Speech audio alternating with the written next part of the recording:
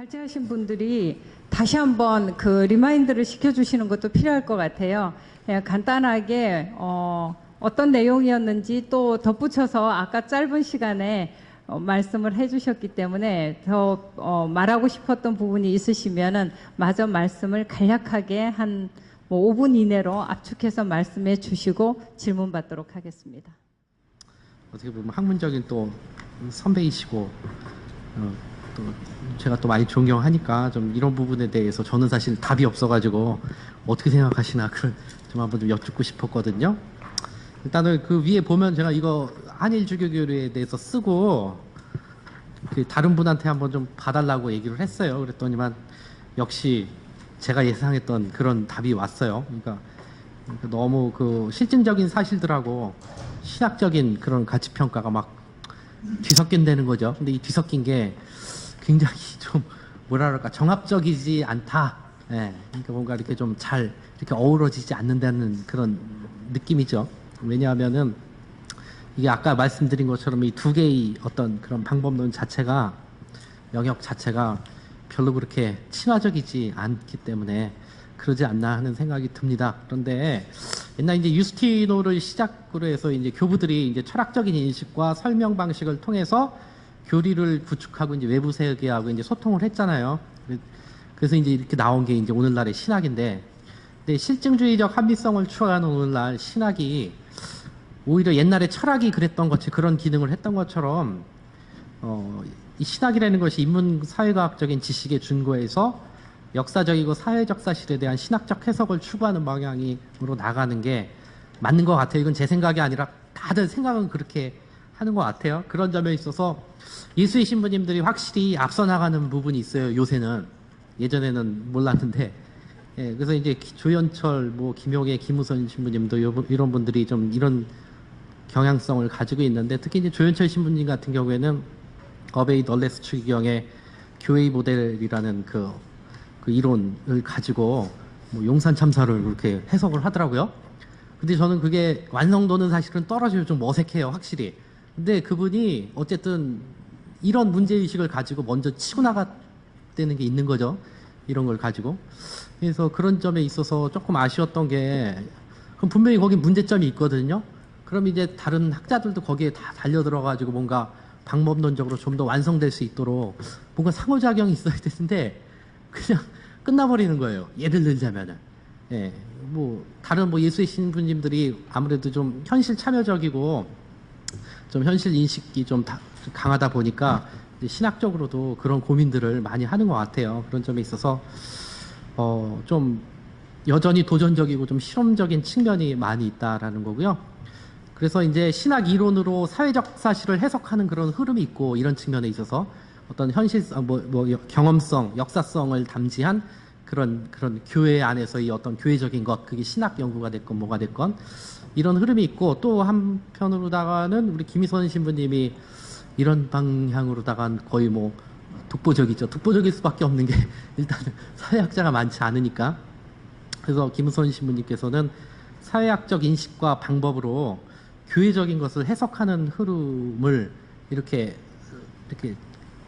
흐름에 이제 각인되어 있는 그런 모습을 보는데, 여기 뭐 아직 불안정하고 큰 주목을 끌지 못한다라는 게 이제 디스를 하는 게 아니라, 제가 볼 땐 굉장히 중요한데, 신학자들이 이게 경험적이고 역사적이고 막 그렇게 얘기는 많이 하는데 왜 이런 것들을 쳐다보지 않고 왜 이런 것들을 갖다 더 이렇게 담론으로다가 이슈화해가지고 끌어내서 이거를 뭐 튀겨 먹던지 뭐 죽이던지 뭐 아니면 보완을 하던지 이렇게 하다 보면은 뭐 좀 그런 쪽으로 가지 않을까 하는 생각이 들어서 좀 질문을 하나 드리는데요.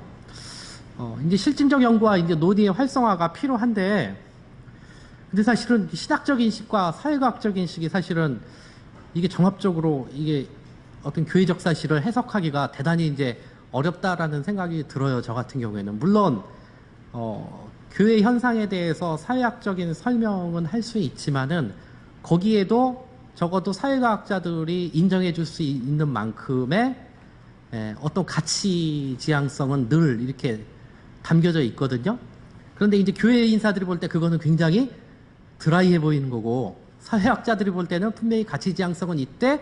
그래도 일정 부분 이것은 사회학적인 어떤 이해와 설명으로서 어떤 그런 이해와 설명으로 잘 구성돼 있다라고 하기 때문에 이게 또 사회학계 안에서 사실은 이렇게 용인되는 거거든요. 그래서 사실 뭐 교회 안에서 지금 사회학자가 바깥에서 소위 말해서 한국 사회학계에서 활동하고 있는 분은 사실은 뭐 김우선 신부님하고 오세일 신부님 두 분 정도고, 저는 하려다가 좀 하다가 이 도저히 뭐 제 정체성이 본당 신부고 사실은 그러다 보니까 관심이 없는 거에 너무 이렇게 드라이하고, 그래서 역시 나는 하느님의 신학이 역시 만든가 보다 해서 이제 좀 개종을 했지만, 이런 부분에 대해서 그리고 자신이 없어요 사실은.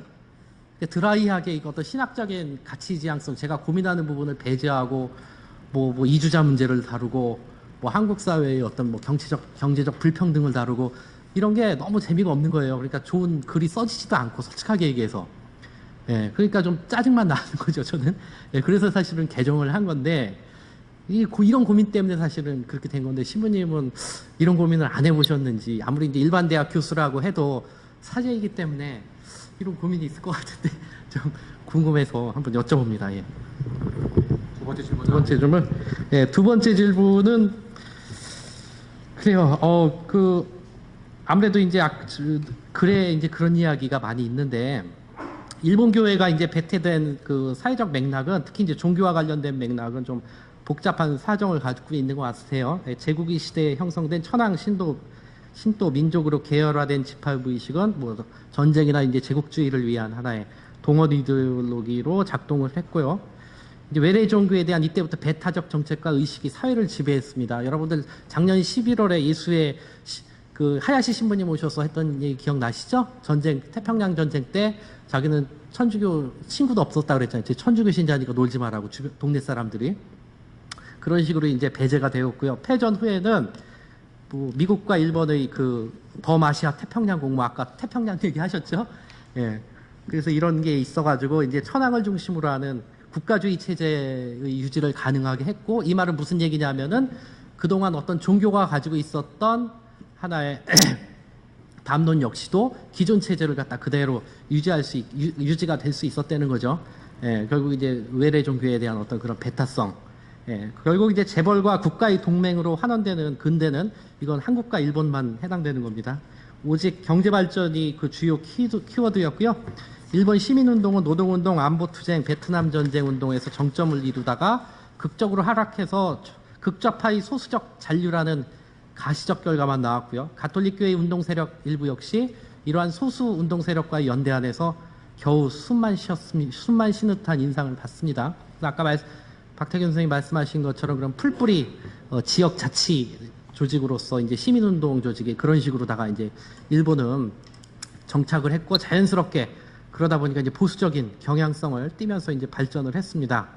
이러한 맥락에서 이제 일본 가톨릭 교회가 한국과 달리 사회적으로 강력한 종교적 상징으로 각인되기에는 어려운 환경이 있죠. 그래서 일본 교회가 중국 교회에 대해 갖는 의미가 지역생활운동과 같은 토크빌적 신사회운동의 정신과 원리를 전수해야 하는데 초점을 맞춰야 할 것 같은데, 그러니까 이제 중국 같은 경우에도 아까 말씀하신 것처럼 종교성을 내세울 수가 없으니까 어떤 복지라든지 지역자치운동이라든지, 지역자치운동 같은 경우에도 제가 생각할 때는 중국 정부 입장에서 볼 때 잘만 이게 포장을 하면은 이것이 어떤 정치적 세력화라기보다는 여러 가지 복지와 관련된 그런 사회적 비용을 민간 부분에다가 이렇게 떠넘김으로써 굉장히 국가 차원에서는 오히려 경제적 이익을 볼 수 있는 그런 기능을 할 것 같다는 생각이 들거든요.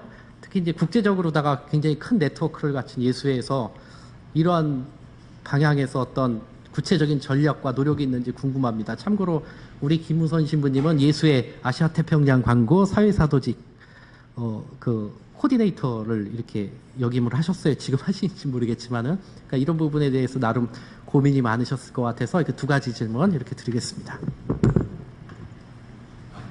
그 다음에 3, 4분. 네, 먼저 예, 네. 신부님.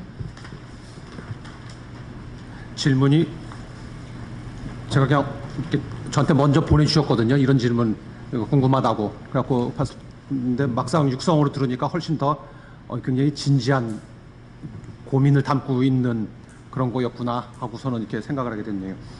먼저 그 중국 거부터 얘기를 하면은 그 일본하고 중국은 제가 생각하기에는 예수회원들에게는 대개 전 세계 예수회원들의 가장 많은 이렇게 뭐랄까 이렇게 별로 좋은 단어 뉘앙스는 아니지만 판타지를 갖다가 불러일으키는 그런 지역인 것 같아요. 이 프란치스코 하비에르 그 이후에 그 남겨진 이 기억과 역사가 너무 생생하기 때문에 중국과 일본에서 무슨 미션을 뭐를 한다고 해서 세계 각국에 도움을 청한다 그러면은 가장 많은 사람들과 가장 많은 이 우선적인 이런 거를 할 만한, 그래서 예수회에서는 이제 굉장히 깊은 관심을 갖고 이렇게 하는 곳이죠. 그래서 실질적으로 일본 같은 경우에는 1960년대 이후에 그 전에도 많이 왔었는데 전 세계에 와서 일본에 와서 그러니까 한국 같은 경우는 미국에서 한 광구가 진출했고 위스콘신 광구가 와서 미션을 한 거지만 일본은 전 세계 차원에서의 이 지원을 받아서 한 거죠. 근데 이제 역설적으로 이렇게 많은 지원을 받는다고 해서 좋은 효과가 나는 건 아니다.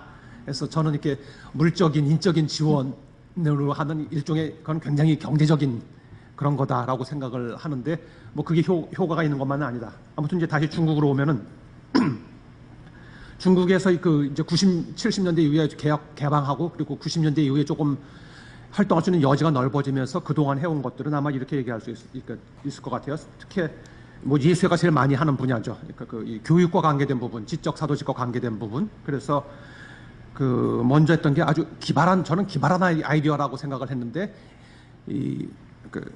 제일 먼저 중국에서 제일 먼저 MBA 프로그램을 했어요. 그래서 미국에 있는 예수회 대학을 끼고 해가지고서 MBA 프로그램 만들어서 중국에서 제일 가는 MBA 프로그램이 됐죠. 그래서 너무 잘 되니까 그러면은 이 국가의 견제를 받죠. 그래서 예수회는 완전히 빠지고 그냥 이제 대학만 남아갖고 이제 돌아가게 하는 이 공산당 이제 국가 쪽에서 볼 적에는 엘리트들이 그러니까 종교적인 그런 영향을 받으면서 교육을 받으면 안 된다라는 이제 그런 인식이 있었다고 그러죠. 그래서 NBA에서는 완전히 빠졌고, 그거랑 조금 연관돼갖고 아직 남아 있는 것은 북경에 가면은 뭐죠? 베이징 센터라고 하는데 미국의 이제 중국 학 연구소 센터 같은 게 이제 있어요. 그래서 거기에서 활동을 하는 게 있고, 근데 예수회의 이름으로 하느냐 그런 건 아니죠. 그러니까 말한 대로 중국에서는 그 통제는 아주 철저하죠. 그래서 그런 지적인 교육사도직 관계된 게 있고, 그 다음 또 많이 해왔던 분야는 이제 시작은 저쪽에 이제 마카오에 계셨던 이제 중국의 본토에서 밀려나가지고 공산에 마카오 가셔서 그쪽에 이제 공산화 직후에 굉장히 가난하고 힘들었던 시절에 가난한 사람들에게 무척 도와주었던, 그리고 아주 일종의 그런 의미로 카리스마적인 거죠. 가난한 사람 도와주면서 이렇게 사회복지 활동을 많이 한 루이스 신부님이라고 계신데 돌아가셨어요. 그분이 워낙 중국 사람들한테 평판이 좋아가니까 이 중국 지방정부죠. 중국 남쪽에 그쪽에서 그분을 초대를 해갖고 우리 쪽에 와서 좀 나 환자들 이거 좀 도와달라. 그래갖고 그분이 활동을 이제 관여해갖고 이제 나 환자 지원하는 것 해갖고 30군데가 넘는 곳, 그리고 더 커지면서 10군데가 넘는 에이즈 센터, 이런 것들을 이렇게 지원하는 그런 활동들을. 근데 거기에 살면서 활동을 하는 거는 중국 교회 수녀님들이세요. 중국 출신 수녀님들이 하시고, 이런 것들을 했죠. 근데 이 특징이 뭐냐? 이렇게 가만히 제가 이제 한 걸음 떨어져서 보기에는 중국 교회는 여전히 중국 교회가 아니라 중국 국가 입장에서는 종교는 최대한 통제를 하고, 근데 받을 수 있는 도움은 최대한 받는.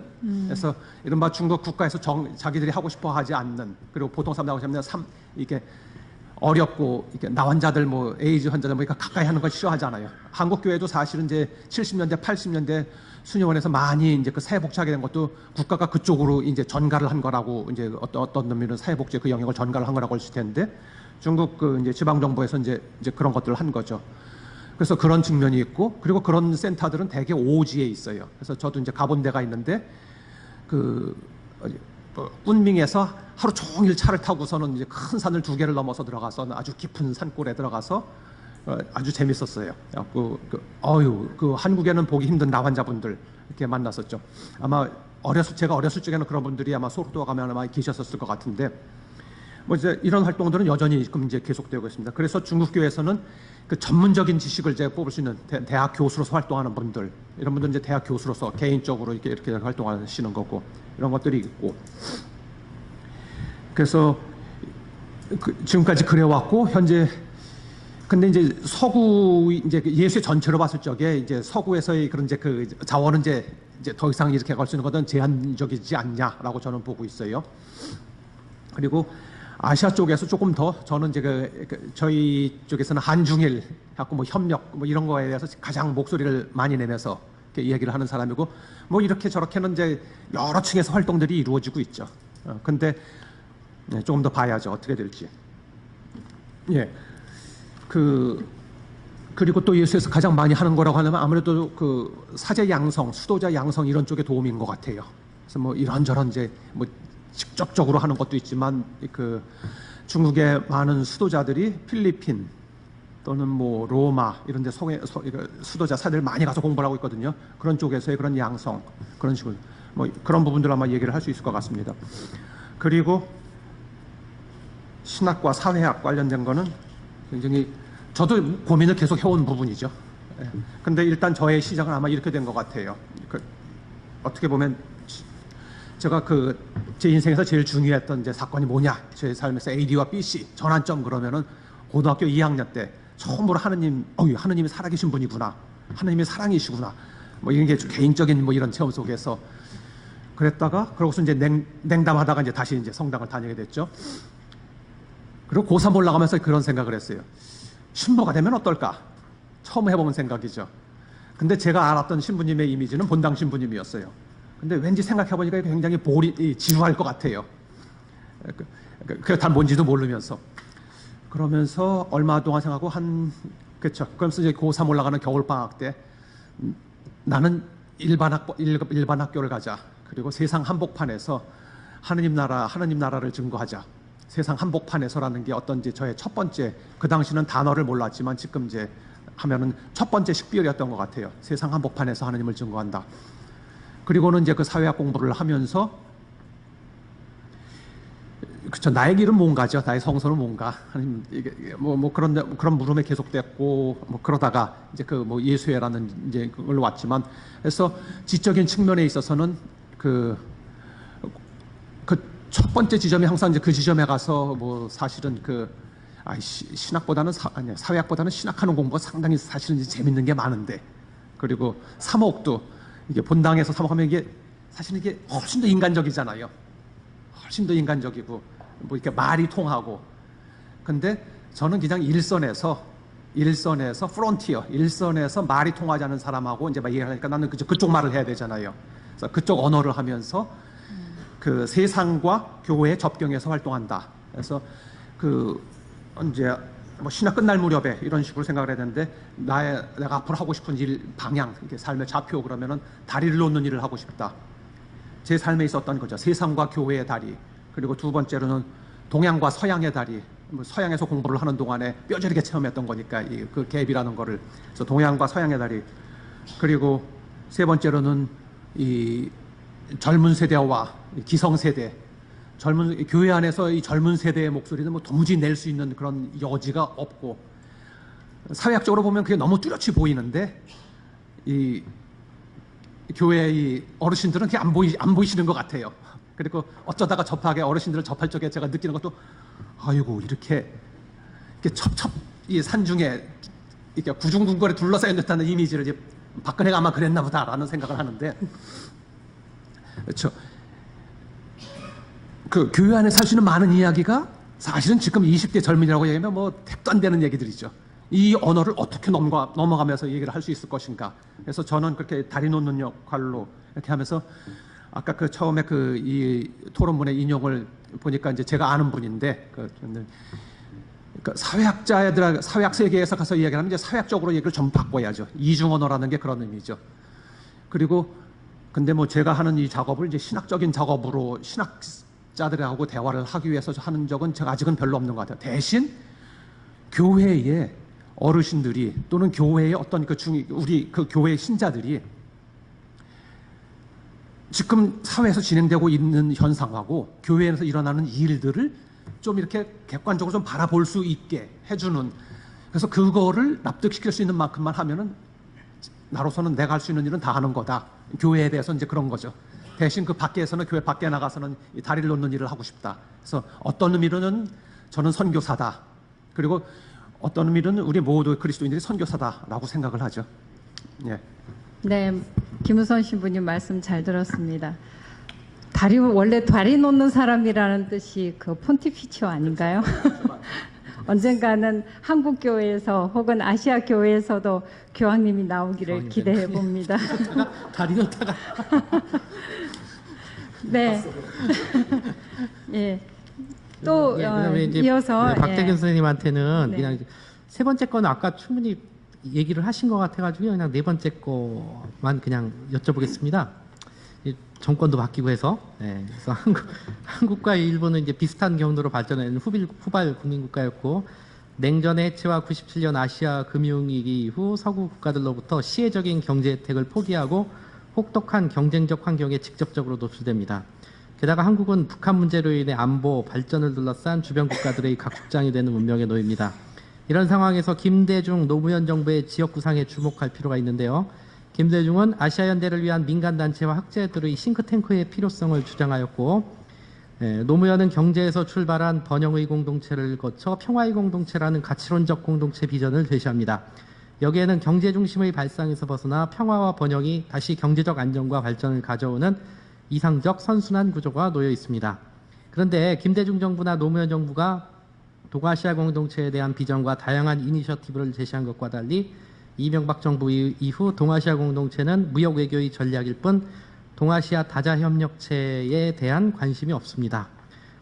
문재인 대통령 정부는 앞으로 김대중 노무현 정권의 정신을 계승할 확률이 높고 동아시아 평화와 삶의 질 향상을 위한 다양한 민간 조직과, 여긴 우리 가톨릭도 포함되어 있고 가톨릭 안에서 이거를 담당을 한다면 우리 센터가 당연히 해야 되는 거겠죠?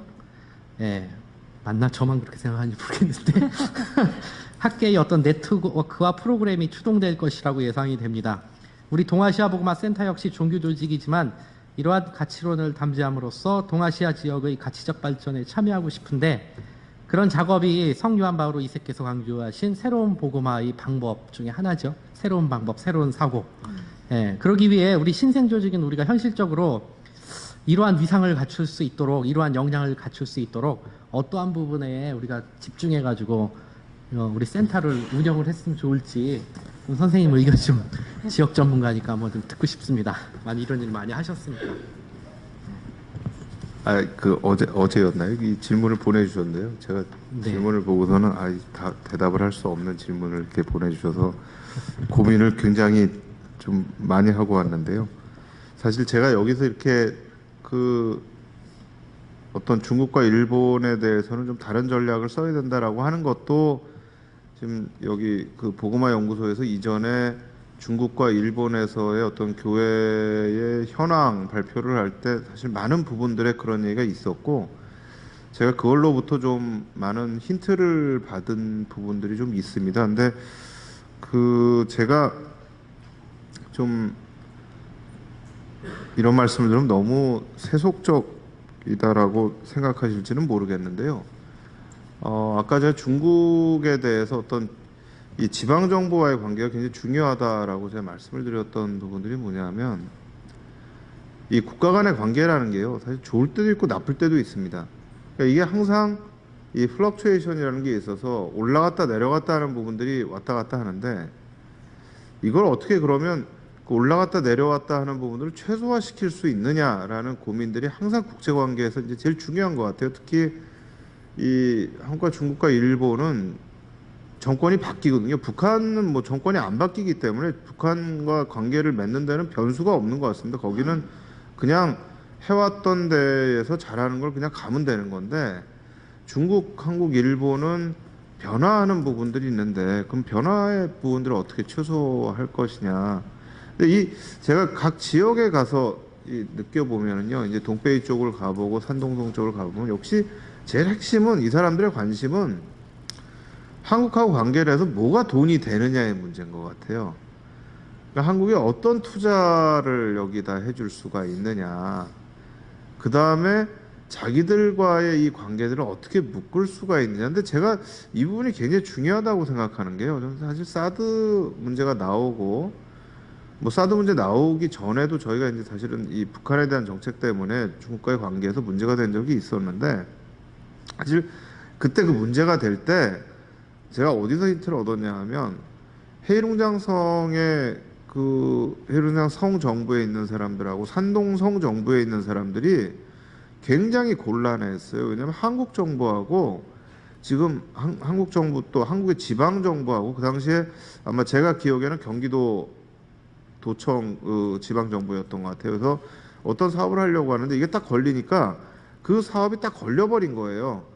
그러니까 오히려 이제 그 지방성 정부에서 중앙 정부에다가 얘기를 하는 거죠. 아, 지금 이 대목에서 지금 한국과의 관계가 문제가 되면 우리가 이 사업을 하는데 문제가 될 수가 있다. 그러니까 사실 중국과 한국과 관계가 문제가 될 때 한국에서 중국 쪽에다 막 뭐라고 얘기를 할 수도 있습니다. 근데 그게 가지는 부분들은 한계가 있는데요.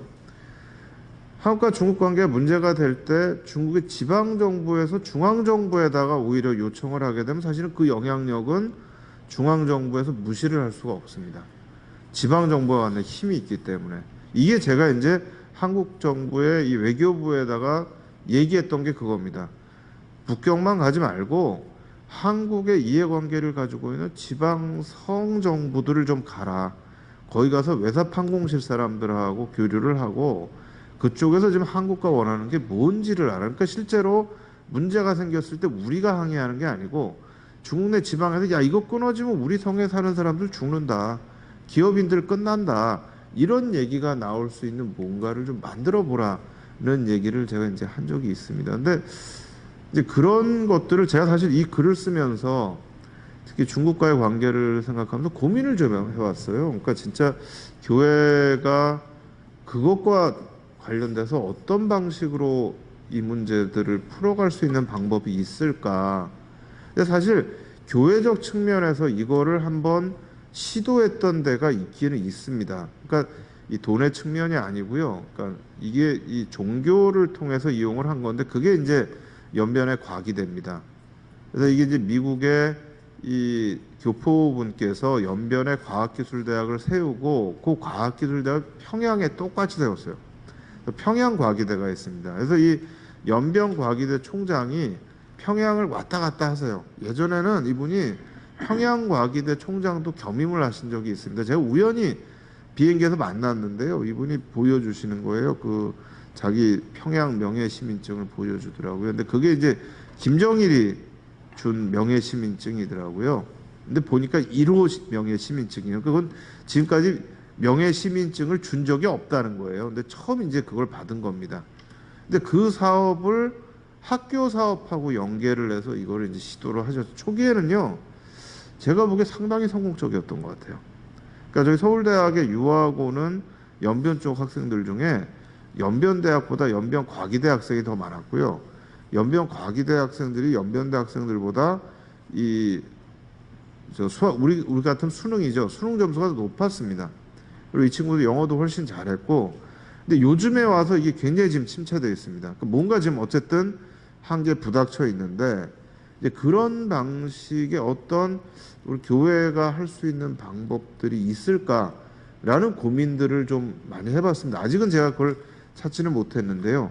근데 이제 단순하게 좀 제가 너무나 원론적이고 크게 써놨던 것은 역시 뭐 평화와 인권 문제로 가면서 국가적 색채는 완전히 죽여버리고 거기에 가능하다면 사실 일본, 중국 다 처음에는 어떤 종교적인 색채까지도 일단은 어느 정도까지는 지워주는 부분들이 저쪽의 사람들한테 거부감이 없을 가능성들은 충분히 있다. 근데 제가 감히 이런 얘기를 해야 되는 건지는 저도 모르겠습니다.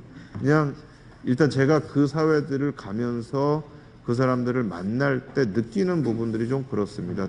또 일본 사람들은 워낙에 신도라는 게 좀 강하게 박혀 있기 때문에 이 불교와의 구분이 뭐 그렇게 쉽지는 않습니다만 종교가 들어갈 수 있는 틈이 거기는 정말 마음으로부터가 넓지 않은 것 같아요. 중국은 통제 때문에 넓지가 않지만 일본 사람들한테는 또 그런 부분들이 있는 게 아닌가. 그래서 뭐 앞으로 좀 많이 가르쳐 주시면 저도 고민을 좀 더 해보겠습니다. 감사합니다. 네. 이제 지금까지 발제자들의 토론 들으셨고요. 예, 여러분들 가운데서 궁금하신 점 있으시거나 뭐 칭찬도 좋고요. 또 들으시면서 떠오른 단상이나 이런 것들이 있으시면 손 들어 주시기 바랍니다. 혹시 한일 주교를 관계를 연구하시면서 북한에 대한 어떤 이런 얘기라든지 연구는 좀 있으셨는지, 있었다면 일본 주교님들은 어떻게 생각을 하고 있었는지 좀 듣고 싶습니다. 그리고 또 하나는 주가 주최 측이죠. 여기를 하시면서 주제를 동아시아 사회와 가톨릭 교회라고 하셨는데 왜 한국 가톨릭이라는 걸 넣지 않았는지 한번. 예, 직접적인 한일교류 회의에 늘 이렇게 주제가 이렇게 정해졌군요. 그 해의 주제가 있는데요. 북한은 직접적으로다가 언급은 되지 않았고요. 이렇게 언급이 아니라 이렇게 다루어지지 않았고, 그 동아시아 교회의 선교, 동아시아 복음 선교와 동아시아 지역 주교들 간의 어떤 그런 연대 안에서 어차피 이건 그 동아시아를 하나의 어떤 지역적인 범주 안에서 다루기 때문에 북한 문제도 이렇게 중요하다. 그리고 이 부분이 북한에 대한 어떤 선교를 그 염두에 둬야 된다라는 언급은 있었던 거로다가 알고 있습니다. 그리고 두 번째는 동아시아 사회와 가톨릭 교회라고 그러는데요. 이 동아시아라는 것은 하나의 아까도 말씀드린 것처럼 하나의 지역적인 지역 개념이기 때문에 우리는 이 동아시아라는 지역 안에서의 어떤 그런 정체성이라든지 집합 의식이라든지 이런 부분을 중요시하기 때문에 조금 더 이제 특수적인 것보다는 보편적인 정체성, 보편적인 집합 의식을 더 이렇게 부각시키기 위해서 사실은 가톨릭이라는 말을 썼지 한국 가톨릭, 일본 가톨릭 이런 부분은 조금 지향하고 있습니다. 실제로요, FBI가 아니라 FABC가 처음 만들어졌을 때, 맞죠? FABC가 처음 만들어졌을 때 교황청에서 굉장히 의혹의 눈초리로 바라봤다고 합니다. 그 셀람이라고 아시겠지만은 그 라틴 아메리카 주교 회의에서 몰표를 던졌단 말이죠. 2차 바티칸 공의회 때. 그러니까 이런 식으로 어떤 정치적인 그런 교섭 행위가 이제 가능해지고 가톨릭 교회가 보편성을 추구하는데 어떤 지역적인 정치적인 파워가 이게 작동하기 때문에 혹시 아시아에서도 그런 거 하려고 하는 거 아니냐 라면서 이제 교황청에서 엄청 의혹의 눈초리와 함께 굉장히 비협조적이었는데 이제 김수환 추기경님하고 이제 몇 분들이 그런 거 아니고 우리 이제 아무래도 이제 지역교회의 현안에 대해서 우리가 함께 고민하고 그냥 어떤 뭐 특정한 사항 어떤 뭔가 이렇게 정책을 결정해서 우리가 이걸 교황청에다가 보편교회에 밀어붙이는 것이 아니다. 하나의 어떤 친교고 효율적인 복음화를 위한 지역 복음화를 위한 하나의 연합체다. 뭐 이런 식으로 해서 이렇게 넘어갔다고 하는데요. 그런 것처럼 가톨릭은 늘 보편성을 강조하기 때문에 특수성을 내세우는 거에 대해서 상당히 별로 그렇게 부정적인 생각을 조금 그런 뉘앙스를 가지고 있는 것 같습니다. 예, 이상입니다. 발표 들으면서 들었던 제 생각을 함께 나누면서 세 분 발표자분들 그리고 오늘 참석하신 분들의 또 의견을 들을 수 있으면 좋겠습니다. 오늘날 우리 시대에 맞는 복음화, 새로운 열정과 새로운 방법과 새로운 표현으로 복음화가 정말 요청되고 있다라는 생각이 다시 들었습니다.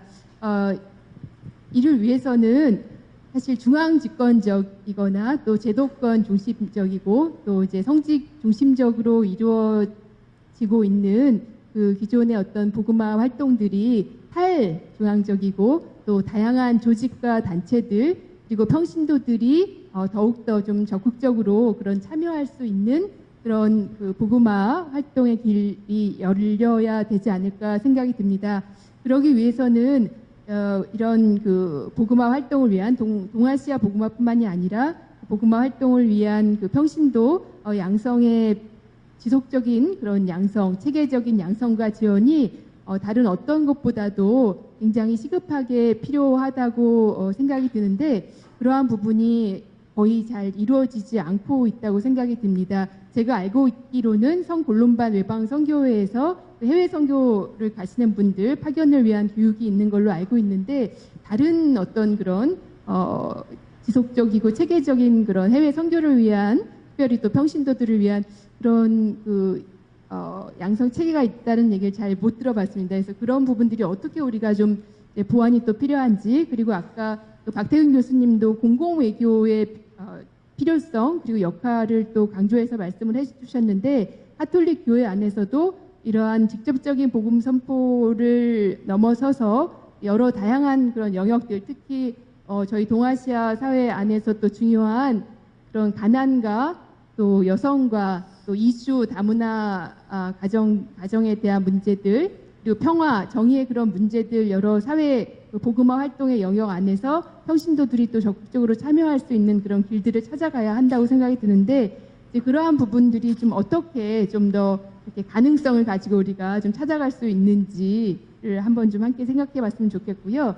그리고 두 번째는 저희가 지금 동아시아 복음화 얘기하면서 아마 이번 그 심포지엄에서는 특별히 한중일에만 좀 국한지어서 얘기를 하기로 하셨던 것 같습니다. 그래서 한중일만 얘기가 되고 있는데 그러니까 중국과의 관계도 고려가 돼야 되겠지만 홍콩이나 이제 타이완 같은 경우도 사실 아시아 주교 연합회 활동에 적극적으로 계속 참여하면서 오실 때마다 또 중국과의 관계, 중국의 문제를 와서 얘기를 하세요.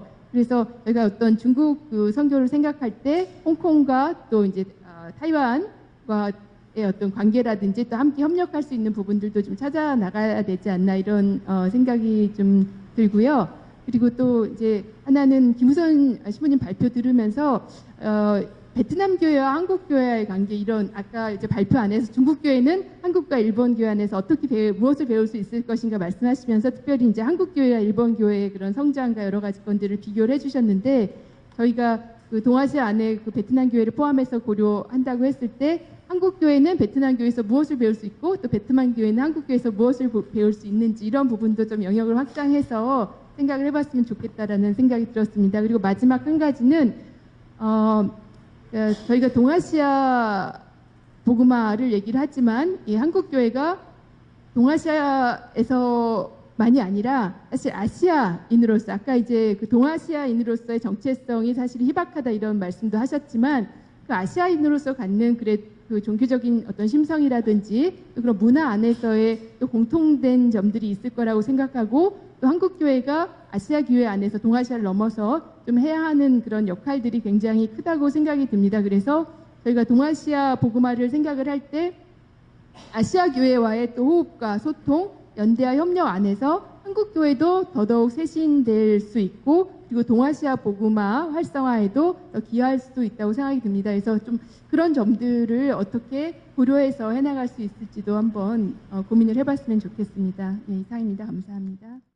공공외교 분야가 주로 평신도들 영역이고 그렇다면 평신도들 교육이 어떻게 이루어져야 할 것인가에 대한 질문에 대해서는 박태균 교수님께서 대답해 주시고요. 그 다음에 두 번째 동남아 지역 홍콩, 대만, 그 다음에 베트남 관련해서 협력 문제에 대해서는 사실 우리가 앞서서 앞선 심포지움에서 베트남에 대해서도 했고요. 또 다른 지역에 대해서도 점차적으로 영역을 확장해 나가면서 집중적으로 연구할 계획입니다. 그래서 이 부분에 대해서는 우리가 다음 기회에 대답해 드리는 것으로 미루기로 하고요. 세 번째는 그 아시아인으로서 갖는 그 공동의 정체성 속에서 그 한국인의 역할에 대해서는 김우선 신부님께서 간략하게 말씀해 주시면 좋지 않을까 싶습니다. 예, 아주 요약 정리해서 좀 말씀해 주십시오. 예, 제가 한국 언론에 나타난 일본에 대한 기사들을 분석을 해본 적이 있는데요. 일본에 대해서 두 가지 상반된 인식이 나타나더라고요. 하나는 나쁜 놈, 하나는 배워야 될 사람들. 이 두 가지 정반대가 나타나는데 한국 분들이 일본에 대해서 가지고 있는 생각 굉장히 집약적으로 그런 것 같아요. 나쁜 놈들이다. 근데 정말 우리가 배워야 될 나라는 일본이다. 근데 저는 정말 많은 분들이요. 일본에 가서 좀 살아보시면 좋겠어요.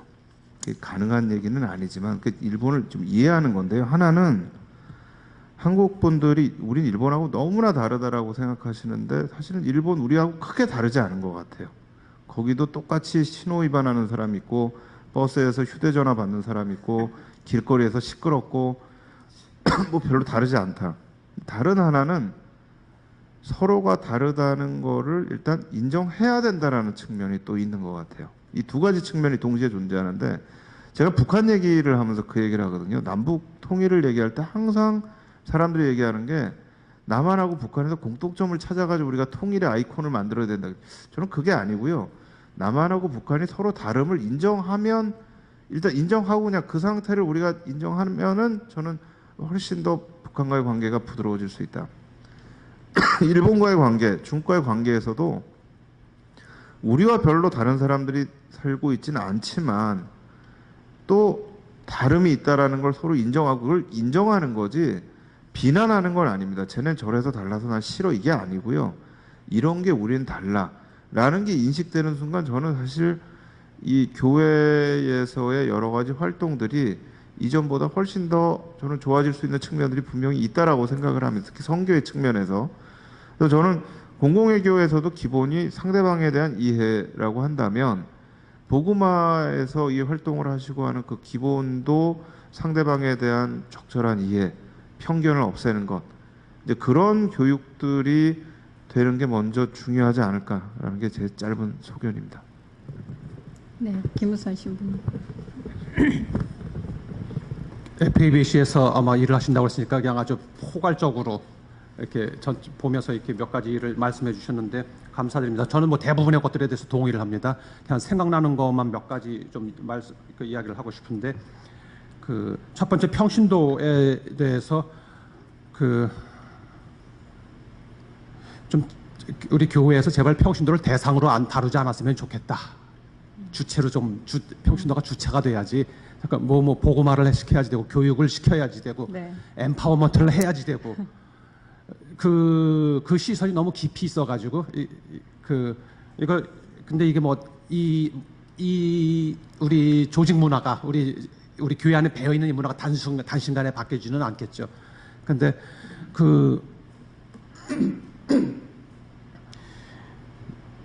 그런 거죠. 그래서 그 복음의 기쁨에서도 제가 좋아하는 한 구절이 그 복음을 전하는 얘기하면서 여성, 평신도 그리고 청소년 이들이 주체가 될 수 있게 해달라. 근데 사실은 이 사람들은 우리 교회 안에서 보면 전부 다 이렇게 객체화된 존재로 나와 있는데 그래서 이것 전 굉장히 강조를 하고 싶고요. 그래서 그렇게 됐고 그 다음에 그 아시아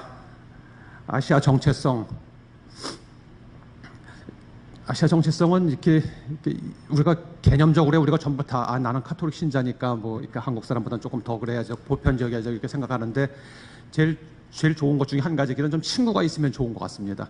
그래서 제가 처음 그 일본 예수연 친구를 알게 되면서 제가 일본에 막연하게 이렇게 실제 접촉을 안 했을 때 가지고 있었던 일본인 사람들에 대한 이미지를 완전히 무너뜨렸거든요.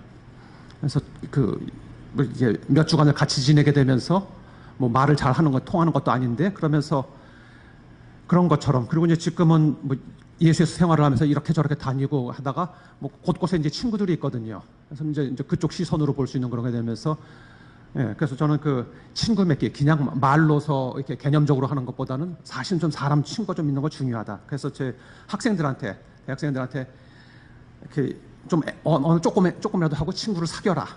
뭐 이런 얘기를 이렇게 합니다. 그렇게 하고 그냥 마이크를 잡은 김에 우리 최 신부님 글을 대단히 재밌게 봤습니다. 그래갖고 사실 이제 그 전에도 그런 생각을 이거 뭐 이제 좀 시간이 되면은 이런 작업을 좀 한번 해보고 싶다. 그러니까 한일 교회 차원에서의 교류를 하고 있는 것을 주교회의 차원 그리고 뭐 수도회 차원 그리고 몇 개 아는 이렇게 뭐 사회 교회 기관들에서의 교류하는 차원 이렇게 그렇게 차원을 구분을 해가지고 그런 걸 하고 싶다라는 생각은 했었었는데 구체적으로 이렇게 분석을 한 걸 갖다가 아까 신부님은 겸손하게 허접하다고서는 그렇게 하셨는데 해갖고 이거 분석을 한 거 보고서는 대단히 반가웠고 다른 뭐 그런 차원에서도 이렇게 뭐 수도회 차원에서 사실은 굉장히 많은 것들이 진행이 되고 있으니까 또는 뭐 본당 차원에서 하는 데도 있고 그래서 이런 것들을 갖다가 좀 하면서 해서 담론을 자꾸 만들어대고 그렇게 해야지 사람들이 의식도 하게 되고 그러니까 그래서 아주 대단히 감사합니다. 그리고 이게 제가 마지막 제가 이제 마지막 요 얘기가 끝날게요. 여기 센터에서 무엇을 할 수 있을까? 중국 이 저거에 대해서 하면은 일단 처음 드는 생각은 아마 그 전에도 했던 걸로 알고 있지만 계속해서 중국 사제나 수도자 이런 사람들 초대를 해서 한국 교회의 경험을 좀 나누는 작업. 그러니까 뭐 발표하면서 그분들의 경험을 듣는 것도 있고 그분들이 여기 지내면서 관찰을 할 수 있게 되고 뭐 학자들 같은 경우는 뭐 이른바 저런 게 뭐 안식년 제도 이런 거 있지 않습니까? 그런 것처럼 그러면 이제 그 사람들이 안식년 하는 동안에 가가지고 거기서 이제 지내면서 느긋하게 뭐 관광도 하고 못도 하면 그러면서 이제 빨아들이고 배우는 거죠. 그래서 중국 교회에서 그 제가 아는 뭐 저희 예수님들도 뭐 여러 다 알고 있는데 그래서 기회가 되면 이제 초대를 해가지고 좀 시간을 여기서 좀 지낼 수 있게. 한국 교회가 사실은 그럴 수 있는 여유가 그러니까 자원이 있는 거죠. 그런 자원이 있으니까 뭐 이렇게 프로그램에서 뭘 쫙 안 돌리더라도 그것 주고선 뭐 그런 것 하면은 도움되지 않을까. 그래서 거기에 특히 좀 이렇게 좋은 사람들 이미 수도회 안에서는 그 여러 수련자들이나 양성 관련해 갖고는 많이 와 있는 걸로 이렇게 알고 있습니다. 네, 고맙습니다. 시간이 많이 늦었기 때문에 딱 한 사람만 질문 받겠습니다. 왜 이렇게 가까운 나라가 먼 이웃이 되어 있는가에 대해서 좀 더 납득을 많이 할 수 있게 됐거든요. 그 공공외교 부분에서 상당히 공감을 하고 있고요. 그리고 기존에 이제 이미 한국 교회 자체가 이제 보편교회 자체가 이제 평화 이런 어떤 연대 방향을 국가를 넘어서 연대 방향을 이렇게 실천하고 있는 것도 사실입니다. 그런데 사실 이제 실질적으로는 국가 문제가 생길 때마다 교회 활동이 이렇게 걸림돌을 맞닥뜨리고 있거든요. 근데 지금 세상이 많이 변하고 있잖아요. 거의 이제 글로벌화 되면서 국가의 경계가 좀 넘어서고 있고 또 인간의 보편적인 가치라든가 또 어떤 인간으로서의 어떤 공통적인 관심사를 좀 이렇게 염두에 둔다면 굳이 국가의 경계를 넘어서 뭔가 좀 연대할 수 있는 방안이 있지 않을까. 이제 유럽이라든지 다른 대륙에서는 그런 연대 사례들이 좀 있었던 것 같은데 아시아 쪽의 역사적으로 이렇게 좀 봤을 때 이런 국가를 넘어서는 어떤 연대의 가능성, 옛날의 사례들 이런 것들을 좀 짚어볼 수 있지 않을까 해서 교수님께 좀 여쭙고 싶었습니다. 국가를 좀 넘어서는 어떤 연대 방안에 대해서는 고려해 보신 바가 없으신지요? 기존의 역사학적 사례가 있으면 가장 좋을 것 같고요. 그 굉장히 쉽지 않은 문제인 것 같은데요. 그러니까 이제 유럽만 저는 사실은 제가 제일 주장하고 싶은 거는 저는 생활 문제하고 환경 문제하고 이 원전 문제 이것도 이제 관련되는 문제인데요. 유럽만 하더라도 이제 녹색당이 갖고 있는 힘이 강한 나라들이 굉장히 많거든요. 그러니까 이게 생활과 환경이 사람들한테 너무나 중요한 문제가 됐는데 지금 한중일만 하더라도 이 생활과 환경 문제라는 게 중요하다는 건 인식을 하지만 이거 가지고 정말 내가 이걸 다른 정책적인 문제보다 가장 우선적인 문제야 이 수준까지는 오지는 않은 것 같아요. 그런데 평화나 인권이나 생활이라는 문제를 그냥 떠있는 어떤 추상의 개념으로서만 얘기해서는 저는 절대로 이거는 연대는 안 되는 것 같고요. 정말 구체화가 돼야 될 것 같아요. 그러니까 지금으로서는 저는 원전 문제가 제일 첫 번째 딱 떠오르는 문제거든요. 지금 일본이 그렇게 됐고요. 지금 중국 원전들 저희가 아무 신경 안 쓰고 있는데 중국 원전 많은 수가 중국의 동해안 쪽에 위치하고 있고 중국의 원전 사고 나면 그건 한국으로 그냥 그대로 피해가 다 올 수 있는 부분들인데 지금 이 문제가 있고요. 실질적으로 지금 중국하고는 회의를 해나가야 되는 게 지금 미세먼지뿐만 아니라 지금 황사 문제 이런 문제가 있는데 중국하고는 그걸 얘기할 수 있는 시민단체가 없기 때문에 정부 간 대화가 이루어질 수밖에 없거든요. 그러니까 그런 구체적인 문제들을 저희가 관심을 확산하고 이걸 가지고 얘기할 수 있는 부분이 있어야 되는데 저는 그건 사실은 일반 시민분 단체보다는요 교회의 힘이 훨씬 더 저는 강할 거라고 생각을 합니다. 물론 이제 교회가 그거를 가지고 할 때 특히 원전 문제를 할 때 이제 좀 안 좋은 생각을 가지고 계신 분들이 교회가 정치 활동을 한다라고 그렇게 해석하면서 비난하실 분들도 저는 나올 수 있을 거라고 생각합니다만 그 문제는 사실 전 인류와 관련된 문제이기 때문에 저는 교회에서의 그런 활동들을 앞으로 좀 많이 기대를 하고 있습니다. 네. 네, 시간 관계상 더 질문하시고 싶으시고 뭐 아쉬운 점이 많이 있으셔도 이상 마치도록 하겠습니다. 시간이 많이 늦었습니다. 예, 지금까지 동아시아 복음화 연구원 제5차 심포지움을 했습니다. 예. 이 심포지움을 마치면서 한국 그리스도 사상 연구소 소장님이신 심상태 몬시뇨께서 총평을 해주시겠습니다. 잠깐 총평 들으시고 마치도록 하겠습니다. 동아시아 복음화 연구원의 관심은 우리 한국이 위치하고 있으면서 세계 정치, 경제, 문화 쪽으로 중요성이 날로 높아가는 이 동아시아 지역에서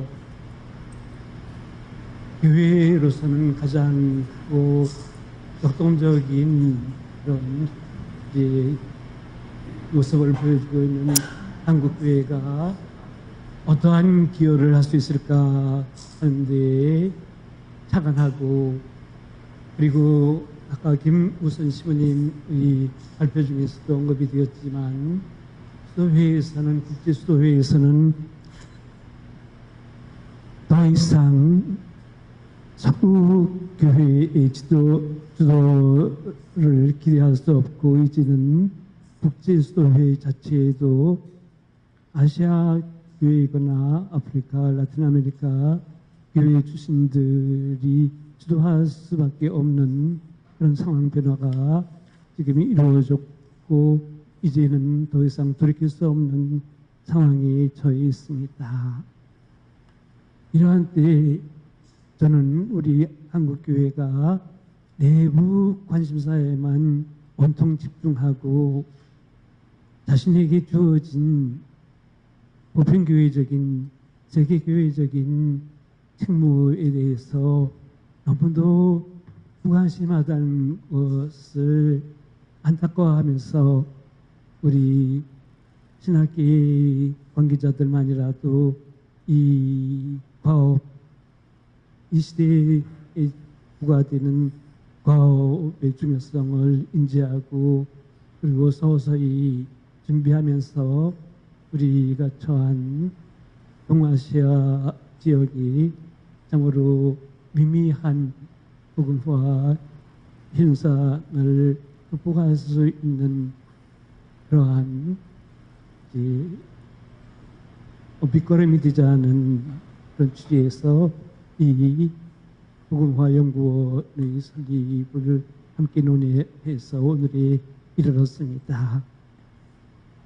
질의자들 중에 우리가 왜 가장 중요한 북한 문제를 다루지 않고 일반적으로 동아시아를 논하는 중국과 일본에 관해서만 관심을 갖는가 하는 그런 질문을 하셨는데, 물론 당연히 우리 연구원의 관심사 중에 북한도 포함이 됩니다. 그런데 저는 개인적으로 우리 교회 안의 공식 기구로 남북화해위원회를 통해서 그동안 조용히 남북의 화해를 위한 교회적인 노력이 이루어져 왔고, 지금 이 순간에도 이루어지고 있습니다. 그래서 어줍지 않게 무료화음을 내기보다는 내실을 이해하는 작업을 조용히 수행해 가는 것이 필요하다고 여기고 있고, 아까 손주교님께서도 말씀하셨지만 동아시아 복음화 작업에, 과업에 기여를 하려면은 먼저 우리가 관심 갖고 있는 지역 교회의 현실을, 그것이 단순한 교세뿐만 아니라 정치적이고 사회적이고 문화적인 현실을 정확히 파악하면서 우리가 할 수 있는, 이 시점에서 할 수 있는 역할을 심도 있게 모색하는 작업을 우리가 이제 수행하게 되겠습니다.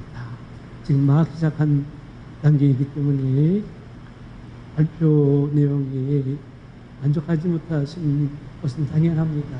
그러나 좀 관심을 가지시고 지켜보시고 동아시아 보고화 과제는 일부 위원들만이 수행해야 할 과제가 아니라 우리 한국 교회 구성원들 모두가 관심을 가지고 내일처럼 수행해야 될 과제라고 생각합니다.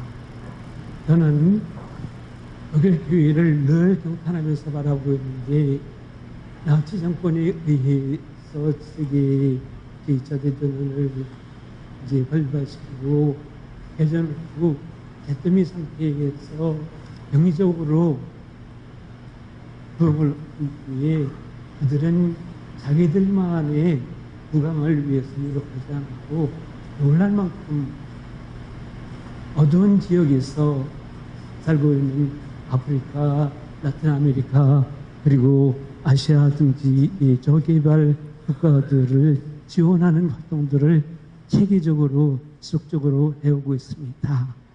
아페니아 이세리올이라는 기구를 통해서 그리고 이시오라는 기구를 통해서 그들은 유엔 못지않은 어쩌면 유엔을 압도하는 실질적인 도움을 주고 있고 그것이 아마 박대긴 교수님께서 말씀하시는 공공외교의 한 대표적인 그리고 성공적인 사례라고 볼 수 있겠습니다.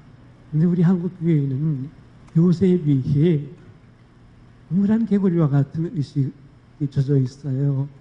그것은 어쩌면은 지도자들이 현상이 안주하는 그러한 모습, 말하자면 교회 구성원들로부터 존경받고 인정받는 거기에서 자족하고 더 이상 밖으로 나아가지 않으시는 그러한 사목 자세 때문에 야기된 결과일 수도 있겠는데 그렇다고 언제까지나 주교님들 얼굴만 바라보고 우리가 기다리고 있겠습니까? 우리들의 내적인 죄심 각성 속에서 이 시대에 우리에게 주어진 과업을 너나 할 것 없이 성실하게 수행하도록 요청받고 있다고 느끼고 그것을 나 자신의 사명으로 여기고 함께 임해주시면 감사드리겠습니다. 감사합니다. 네, 고맙습니다. 네.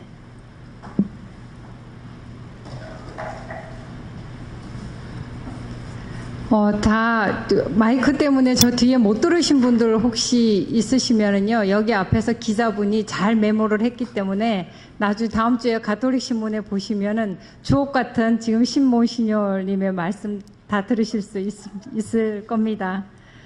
네, 지금까지 고생 많이 하셨습니다.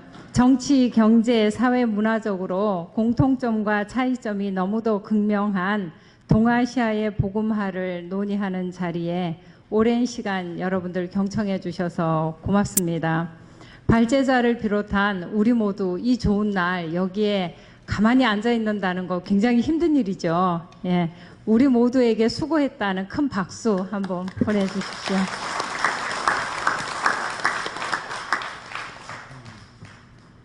혹시 동아시아 복음화 연구원 김동원 신부님, 원장 신부님 하실 말씀 있으실까요? 네. 제가 지금 10분 늦었는데요. 원래 훌륭한 교수는 시간 마치는 시간을 정확하게 지켜야 한다는데 저는 이게 마치는 시간을 이렇게 잘 못 지킵니다. 아직은 그 능력은 안 되는 것 같습니다. 그럼 다 같이 마침 기도로 영광송 함께 바치겠습니다. 다 같이 일어나셔서